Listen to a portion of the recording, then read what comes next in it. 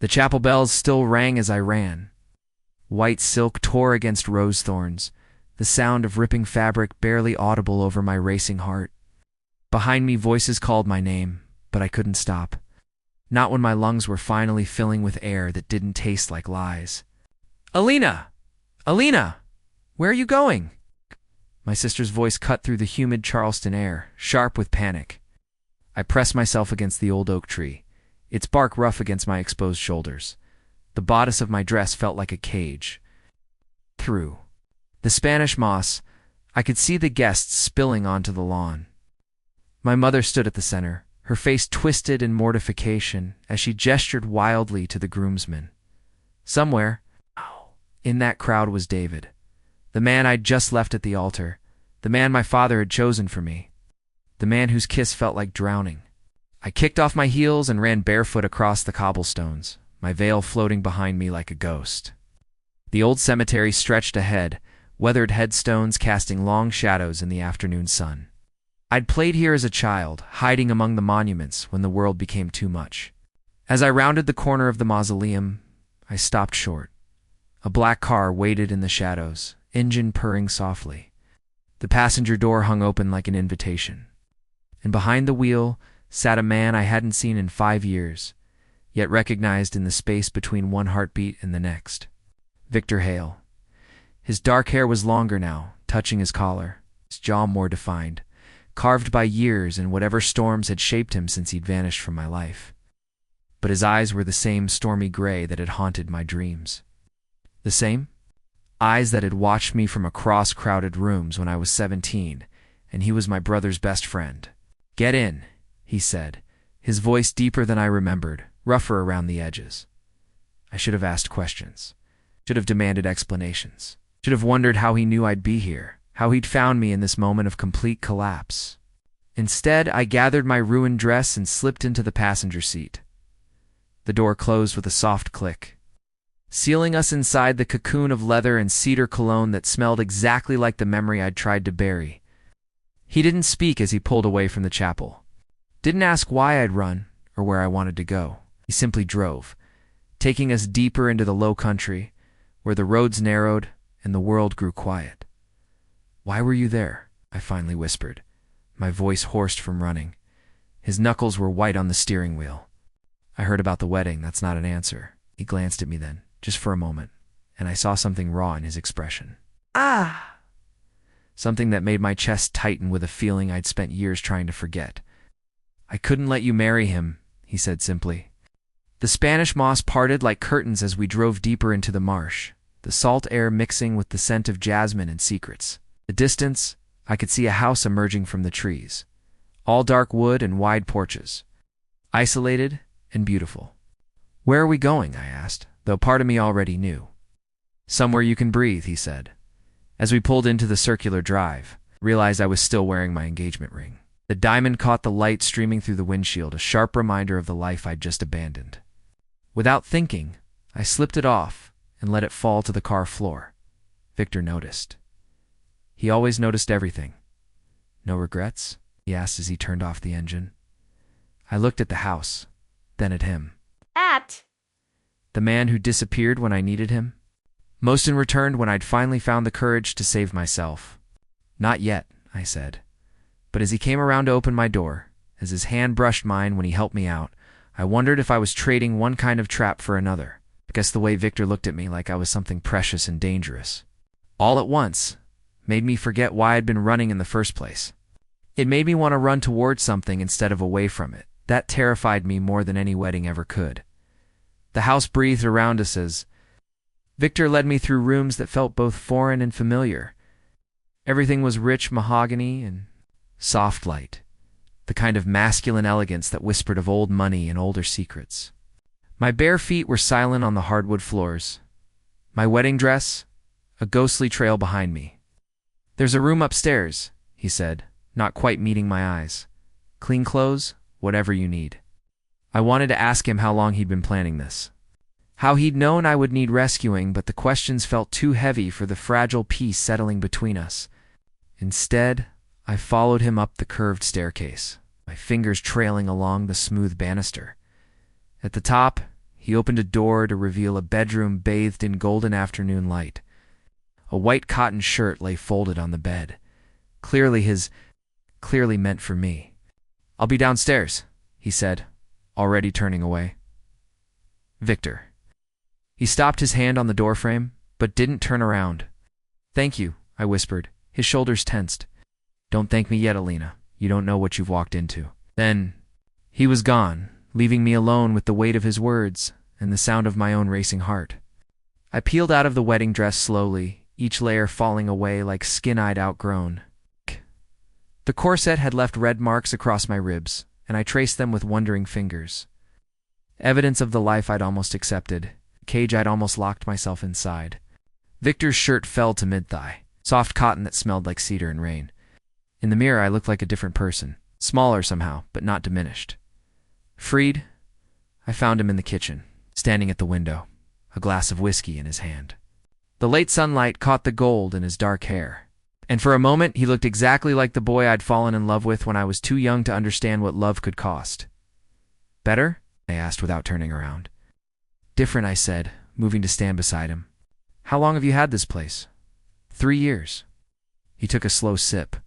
I needed somewhere to disappear. From what? Now he did look at me, and the pain in his eyes was so raw I had to look away, from wanting things I couldn't have. The words hung between us like a confession, and I felt something dangerous unfurl in my chest. Something that had been sleeping for 5 years, waiting for his voice to wake it up. "You left," I said, the accusation slipping out before I could stop it. "The summer before my senior year, you just vanished." His jaw tightened. "Why?" "You were 18 and looking at me like I hung the moon, and I was 23 and stupid enough to think I could resist you forever." He set down his glass with more force than necessary. "Because your brother trusted me, and your father would have destroyed both our families if he'd known what I was thinking every time you walked into a room." My breath caught. "What were you thinking?" He turned to face me fully then, and the heat in his eyes made my knees weak. "That I wanted to kiss you until you forgot your own name. That I wanted to take you away from all their plans and expectations, and show you what it felt like to choose something for yourself. Victor, I was in love with you, Alina." The words came out rough, like they'd been scraping against his throat for years. "I've been in love with you since you were 17 years old and stole my lighter just to have an excuse to talk to me. And when I realized what that meant, what it could do to you, I ran." The kitchen fell silent, except for the sound of my breathing, too fast and too shallow. Outside, the sun was setting, painting everything in shades of amber and gold. "You should have told me," I whispered. "You were a child. I wasn't. Not really." I stepped closer, close enough to see the flecks of green in his gray eyes. I knew what I felt. I knew what I wanted. And what was that? You. The word came out like a prayer, like a secret I'd been keeping even from myself. It was always you. Something shifted in his expression, a wall crumbling. But then he shook his head, backing away. "You don't understand. Your father, David's family. They're not going to just let this go. Running away from your wedding, disappearing with me. They'll paint you as hysterical, damaged. They'll say I corrupted you, took advantage. Let them say it. Alina, no." I followed him, my bare feet slapping against the tile. I spent my whole life being what other people wanted me to be, the perfect daughter, the perfect fiancée. I almost married a man I didn't love because it was expected, because it was safe. But I've never felt safe, Victor, until right now, in this kitchen, out. With you looking at me like I'm something worth saving." He stopped retreating, his back against the counter.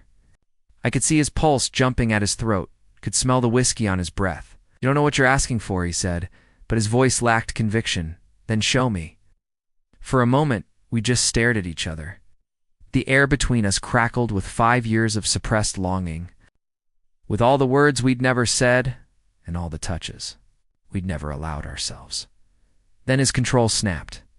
He reached for me, his hands framing my face as he kissed me with the desperation of a drowning man. I melted into him, my fingers fisting. In his shirt, tasting whiskey and want and the salt of tears, I hadn't realized I was crying. When we broke apart, Both breathing hard, he pressed his forehead to mine. "There's no going back from this," he warned. "Good," I whispered against his lips. I never want to go back to who I was before. But even as I said it, even as I lost myself, in another kiss, I didn't see the flash of headlights through the window. Didn't hear the car pulling into the drive. Didn't know that the life I'd abandoned was already coming for me.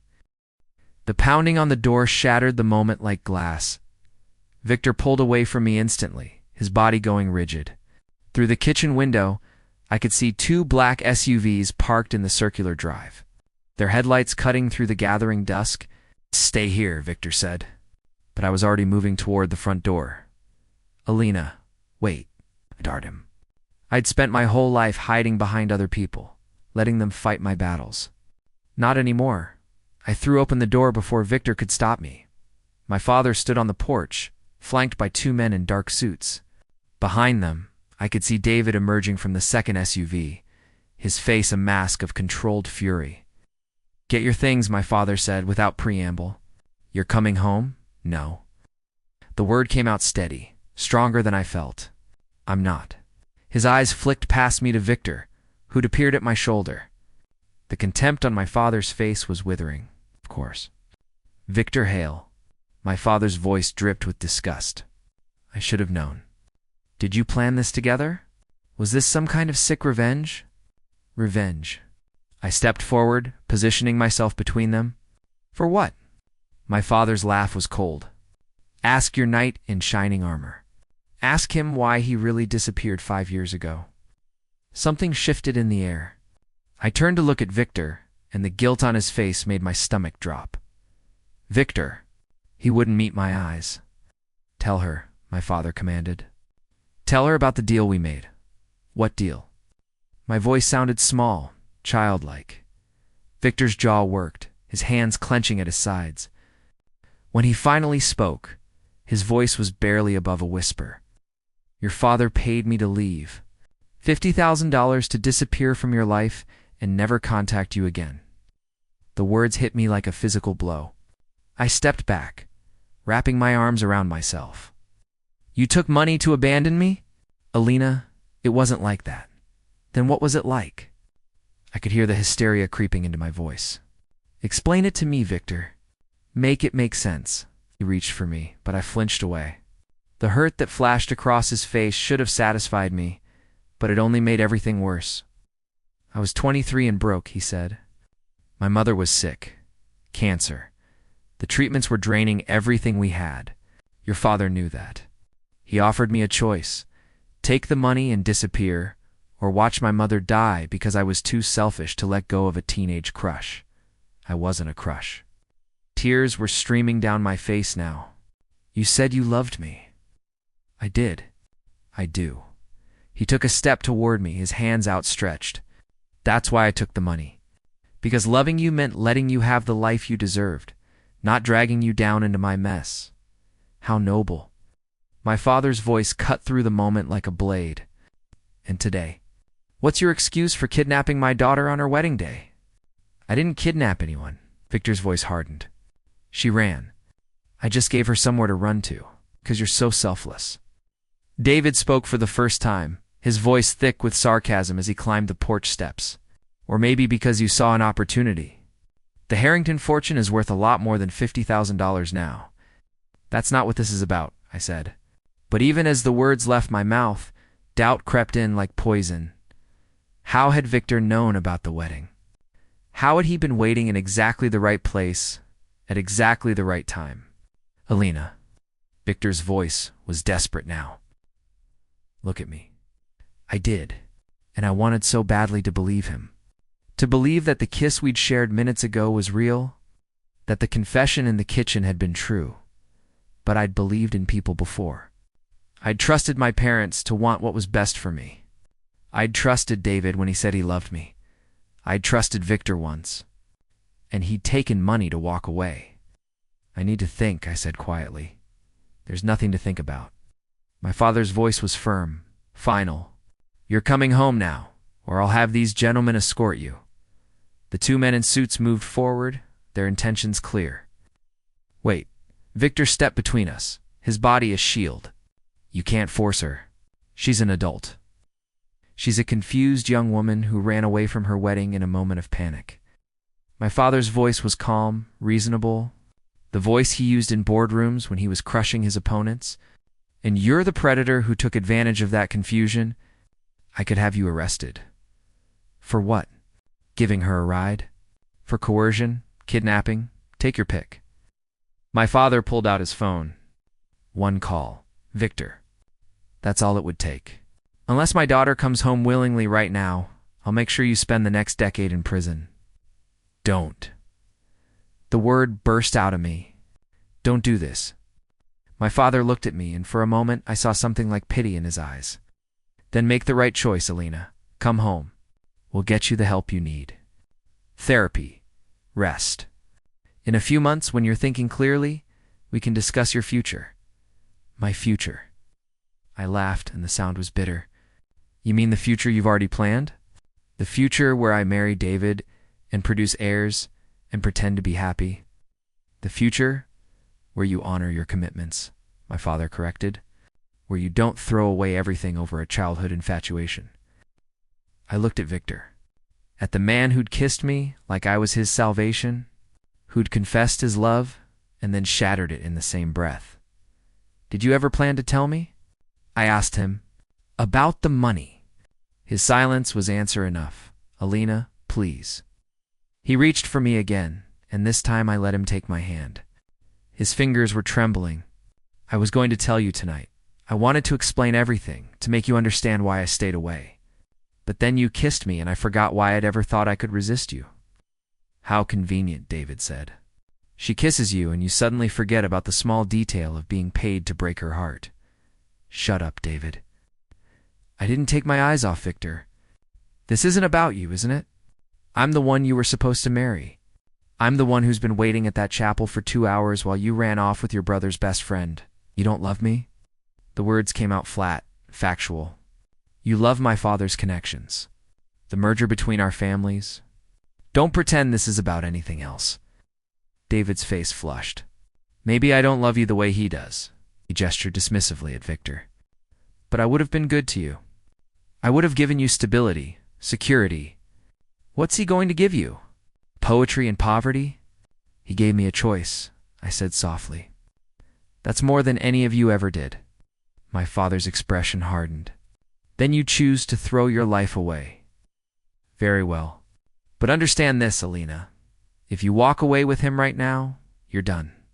Cut off. No trust fund, no inheritance, no family. You'll be on your own. She won't be on her own. Victor's voice was steady now, certain. She'll have me. And what exactly are you offering her? This house? My father gestured around us. I had it checked out while we were driving here. It's mortgaged to the hilt. Your little security company is barely breaking even. You can't even take care of yourself, Victor. How are you going to take care of my daughter? I felt Victor tense beside me, felt the shame rolling off him in waves. Is that true? I asked quietly. He closed his eyes. Yes. So when you said I could breathe here, and you brought me to this house like it was some kind of sanctuary, you were lying about that too. I wasn't lying. I just didn't tell you everything. That's the same thing. I pulled my hand free from his. That's exactly the same thing. Alina, time's up, my father said. What's it going to be? Are you coming home? Or are you choosing poverty and scandal with a man who's already betrayed you once? I looked at Victor. Really looked at him. At the desperation in his eyes, the way his hands were shaking, the set of his jaw that screamed pride and shame and fear all at once. I thought about the kiss. About the way he'd made me feel seen for the first time in my life. About the 5 years he'd stayed away because he'd thought he was protecting me. Then I thought about the money. About the secrets. About how he'd swooped in to rescue me without telling me that his sanctuary was built on sand. I'll go, I said. Victor's face crumpled. No, Alina, please. But not with you. I turned to my father. And not home. I want my own place. My own money. A trust fund that I control. My father's eyes narrowed. That's not how this works. Then I'll stay here. And let you call the police and explain. To all your friends why your daughter is living in sin with Victor? Hail. See how that plays for the Harrington. Reputation. For a long moment my father said nothing. Then, slowly, he smiled. It wasn't a kind smile. You've grown a spine. Good. You're going to need it. He gestured to one of the suits. Davis will take you to a hotel tonight. Tomorrow, we'll discuss terms. Alina, don't do this. Victor grabbed my arm and I felt the last thread of trust between us snap. Let go of me, please. Just listen. Did listen. I listened when you told me you loved me. I listened when you said I could breathe here. And it was all true, except for the parts that mattered. I pulled free from his grip. You should have told me everything from the beginning. That's what love is, Victor. That's what trust is. And you broke both of them before we even started. I walked toward the SUV, still wearing his shirt, still barefoot. I didn't look back. Couldn't look back. Because if I did, I'd see the devastation on his face. And I'd remember the way he'd kissed me in that kitchen like I was his entire world. And I'd almost believe him all over again. 3 days. That's how long I lasted in the sterile hotel room my father provided before the walls started closing in. 3 days of room service and silence, and lawyers droning on about trust fund clauses and conditional inheritance. I'd thought running from the wedding would give me freedom. Instead, I'd just traded one cage for another. On the 4th morning, there was a knock at my door. I opened it, expecting my father's lawyer. Instead, I found my brother Marcus standing in the hallway, still wearing his hospital scrubs, dark circles under his eyes that spoke of a night shift.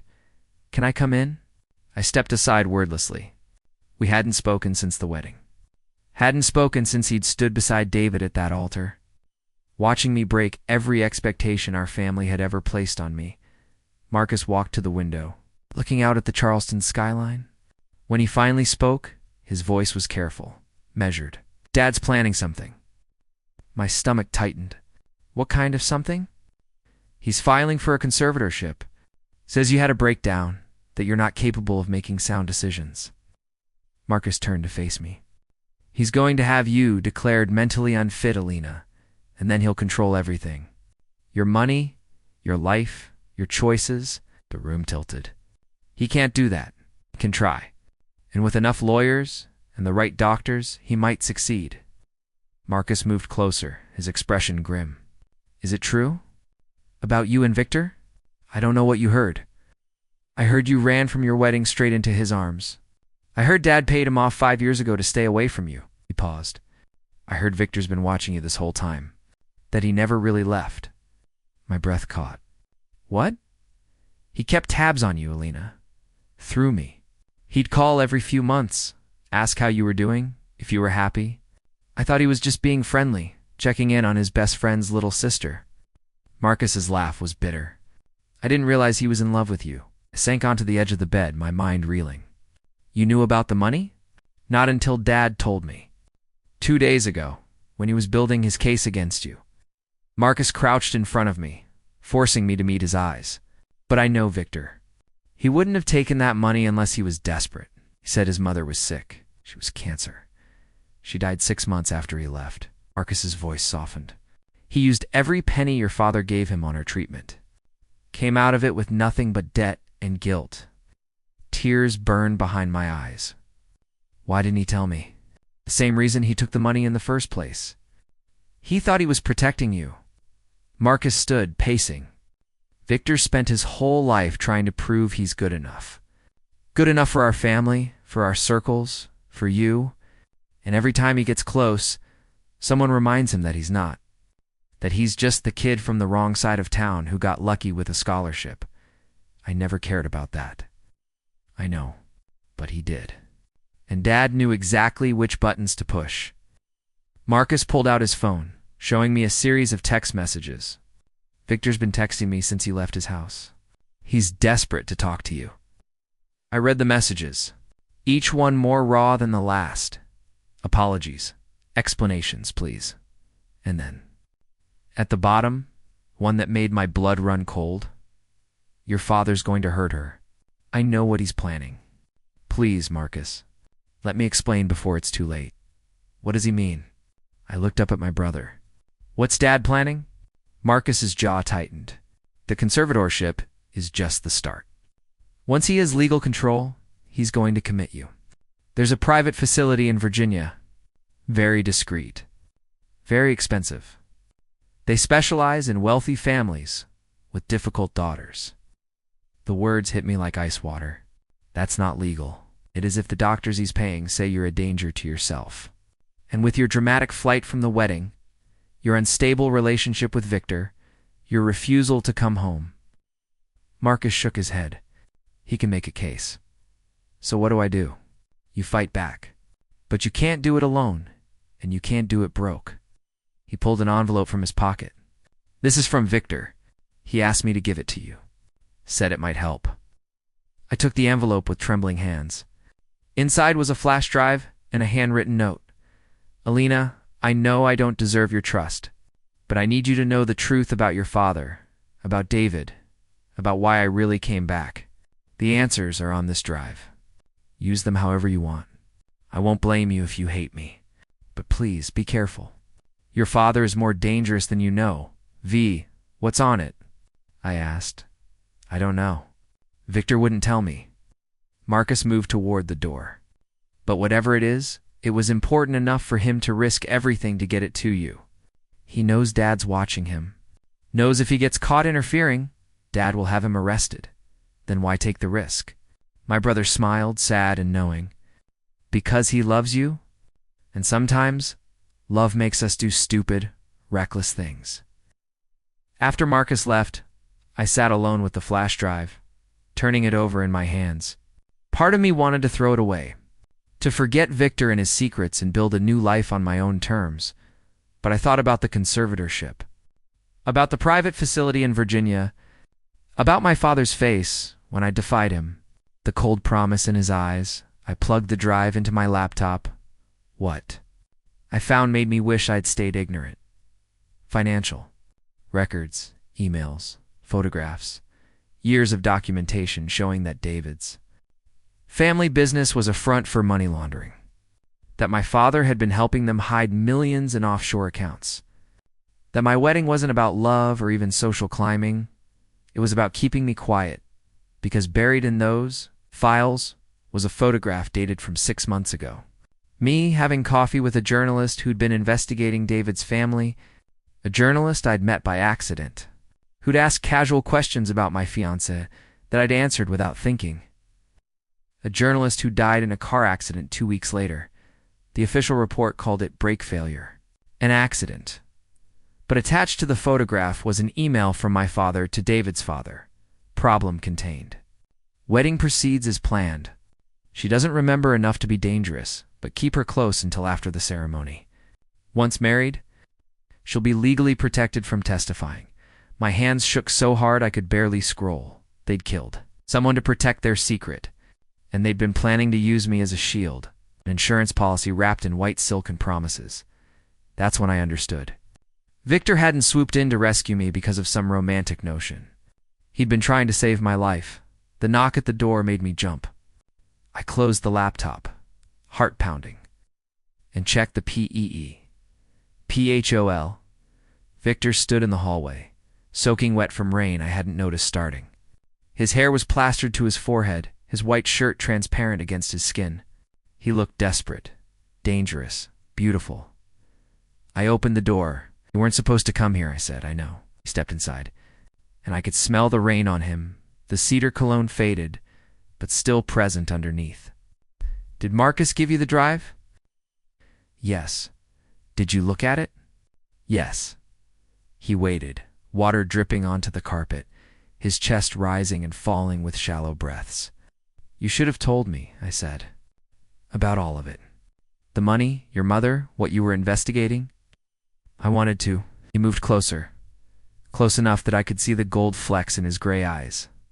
But you were 18 and in love with me, and I couldn't risk your father using you to get to me. Or worse, using me to hurt you. So you took the money and ran. I took the money and spent 5 years building a case against your father. Learning everything I could about his business, about David's family, about the things they were willing to do to protect their empire. His voice dropped. And then I heard about the wedding and I realized they were going to trap you, make you complicit. So I came back, to save me, to give you a choice. He reached out, his fingers ghosting along my jaw, but I screwed it up.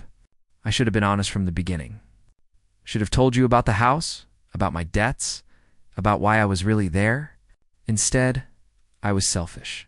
I kissed you because I wanted to, because I've wanted to for 5 years, and I finally had an excuse, Victor. I love you, Alina. I loved you when you were 17, and I love you now. And I know that doesn't fix anything, doesn't erase the lies or make up for the hurt. But it's the truth. It's the only truth that matters to me. I looked at the man in front of me, at the desperation and devotion warring in his expression, at the way he was trembling from cold or fear or hope. My father's going to have me committed, I said. Did you know that? His face went pale. No. When? Soon, Marcus said. He's already laying the groundwork. Then we run. Right now. I have money saved enough to get us somewhere safe while we figure out our next move. No, I stepped back. I'm done running. I'm done letting other people control my life, make my choices, decide my future. I pulled out my phone. I'm going to give these files to the FBI. I'm going to testify against my father and David and everyone else in their corrupt network. Alina, they'll destroy you. Character assassination, legal battles, years of your life tied up in court. I know, I met his eyes. But it's my choice. It's my consequences. Something shifted in his expression. Pride, maybe, or respect. Then let me stand beside you, he said. Let me be there when it gets hard. When the lawyers come after you, when your family turns their back, when the world calls you a traitor, let me be the one who reminds you why you did it. My boyfriend? My savior? The man who took money to leave me and came back to save me? He smiled, sad and genuine. How about this? Call me the man who loves you enough to let you make your own mistakes, even when it terrifies me. Call me the man who will stand beside you when you're strong and catch you when you fall. Call me yours if you want, or tell me to leave if you don't. The rain hammered against the window. Outside, thunder rolled across Charleston, shaking the foundations of everything I'd ever known. I thought about the wedding I'd fled, about the life I'd almost accepted, about the girl who'd hidden in cemeteries and the woman who'd thrown away her engagement ring without hesitation. Then I thought about Victor, about 5 years of secret protection, about a man who'd sacrificed his pride, his money, his own happiness to keep me safe from shadows I hadn't even known existed. I'm scared, I admitted. Good, that means you're alive. He held out his hand. Be scared with me. I took his hand, and the touch sent electricity through my entire body. Not the desperate hunger from before, but something steadier, stronger. If we do this, I said, no more secrets. No more protecting me from the truth. We're partners, or we're nothing. Partners, he agreed. And Victor? Yeah, that house you brought me to. The one that's mortgaged to the hilt. I smiled despite everything. We're going to keep it. I don't care if we have to work 3 jobs each. It's going to be ours. Our sanctuary. Built on honesty this time. His laugh was choked, almost a sob. Deal. We stood there in that hotel room, hands clasped, the evidence of my father's crimes sitting on the table behind us. Outside, sirens wailed in the distance. Inside, we held on to each other like lifelines, knowing that tomorrow everything would change. But tonight, we had this truth and terror and the fragile beginning of trust. It would have to be enough. The FBI arrived at dawn, 3 agents in dark suits, led by a woman with steel-gray hair and eyes that had seen every lie humanity could conjure. Her name was Agent Morrison, and she listened to my story without interruption while Victor sat beside me, his hands steady in mine. When I finished, she looked at the flash drive like it was a live grenade. This is substantial, she said carefully. But you understand what you're starting? Your father is connected, powerful. This investigation could take years. I understand. He'll fight back. Dirty, you'll be painted as an unstable runaway.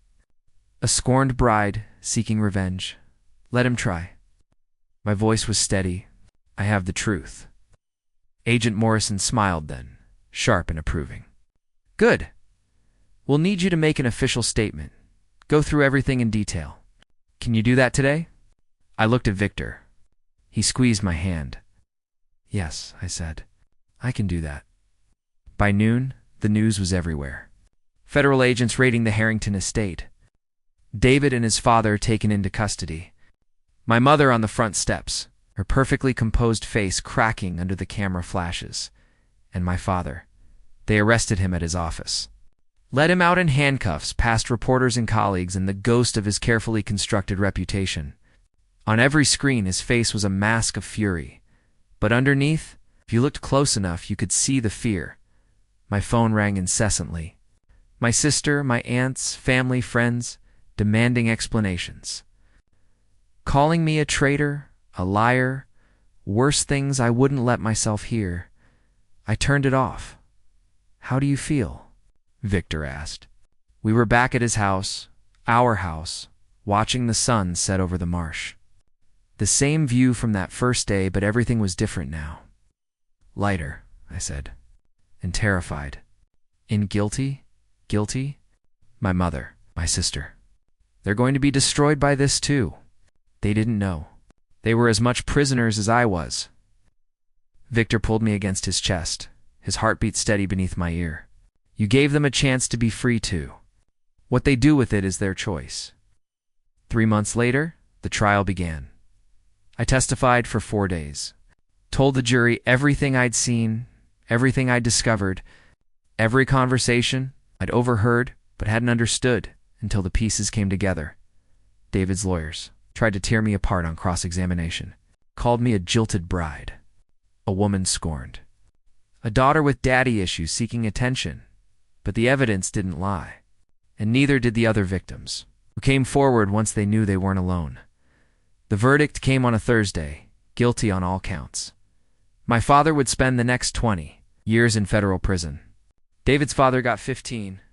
David himself cut a deal, testified against them both, and disappeared into witness protection with a new name and the knowledge that his family's legacy was ashes. I should have felt victorious. Instead, I felt hollow. It's normal, Victor said that night. We were in bed, his arms around me, my tears soaking his shirt. You lost your family. You've lost the future you thought you'd have. It's okay to grieve that. I keep thinking about my mother. She visited me yesterday. Did I tell you? No, she brought me this. I pulled out a small velvet box. Inside was my grandmother's ring, a simple gold band with a single pearl. She said she wanted me to have it. That grandmother would have been proud of me. Are you going to wear it? I slipped it on my right hand. It fit perfectly. My father wanted to control me because he was afraid, I said quietly. Afraid I'd see through him. Afraid I'd be stronger than he was. And in trying to break me, he just taught me how to stand. You were always strong, Alina. You just didn't know it yet. I turned to face him, studying his features in the dim light. The man who'd loved me from the shadows for 5 years, who'd sacrificed everything to give me a choice. The house, I said. The mortgage. I want to pay it off, Alina. You don't have to do that. No. But I want to. I have access to my trust fund now, and I want this place to really be ours. No debt, no obligations. Just us. His eyes shone with something that might have been tears. Okay? And Victor? Yeah. Marry me. Yeah. He went very still. What? Marry me. Not in a chapel with 100 guests and my father giving me away like property. Just us. The courthouse. Next week, marry me because we choose each other. Because we're partners. Because I want to stand beside you and build something real. You're serious. Completely. I sat up, taking his hands. I ran from one wedding and into your arms. Now I want to run toward something. Toward us. Toward the life we're going to build together. Messy and imperfect and honest. He pulled me into a kiss that tasted like salt and hope and the future we were choosing with our eyes wide open. Yes, he whispered against my lips. Yes to everything. To you, to us, to whatever comes next. We were married the following Tuesday. I wore a simple white dress I bought off the rack. Victor wore jeans and the same white shirt I'd borrowed that first day. Marcus was our witness, standing beside us with tears in his eyes and a smile that said he'd known all along how this would end. The ceremony took 7 minutes. Afterward, we drove back to the house. Our house. Debt-free now, full of light and possibility. Mrs. Hale, Victor said as we stood on the porch, the same porch where I'd confronted my father, where everything had fallen apart and come together. How does it feel? I thought about the woman who'd fled her wedding in a torn dress and bare feet, about the girl who'd loved Victor from across crowded rooms, about the choice I'd made to save myself even when it meant losing everything. It feels like breathing, I said. We went inside, closing the door on the past and everything it had tried to make us. The future was uncertain. There would be more legal battles, more judgment, more consequences for the choice I'd made. But tonight, in this house that smelled like cedar and rain and new beginnings, I had everything that mattered. I had my truth, my freedom, my choice. And I had Victor, who'd loved me enough to let me find my own way. Even when the path led away from him, who'd waited in the shadows until I was ready to step into the light, who'd given me the greatest gift anyone ever could, the chance to save myself. I love you. I said, I love you, he replied. And in that moment, standing in our sanctuary, I finally understood what freedom meant, not running away from the life you're supposed to have, but running toward the life you choose. The end.